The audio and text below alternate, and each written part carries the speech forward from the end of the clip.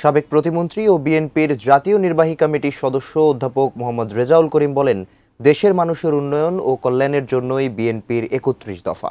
তিনি বলেন, বিএনপির ভারপ্রাপ্ত চেয়ারম্যান তারেক রহমানের নেতৃত্বে আগামী জাতীয় সংসদ নির্বাচনে অংশ নিয়ে বিএনপি বিজয়ী হবে ইনশাআল্লাহ। বিএনপি ক্ষমতায় এলে মানুষ শান্তিতে থাকতে পারবে। সোনারগাঁওয়ে মুগরাপাড়া চৌরাস্তায় বিএনপির ৩১ দফা প্রচারপত্র বিতরণ করার সময় বক্তব্যে তিনি এসব কথা বলেন। সে সময় উপস্থিত ছিলেন পৌরসভার বিএনপির সাবেক সাধারণ সম্পাদক রফিকুল ইসলাম, মোগরাপাড়া ইউনিয়ন বিএনপির সহসভাপতি খোরশেদ আলম, সোনারগাঁও উপজেলা যুবদলের সিনিয়র যুগ্ম আহ্বায়ক নূরে ইয়াসিন নোবেল সহ বিএনপি ও সহযোগী সংগঠনের অসংখ্য নেতৃবৃন্দরা।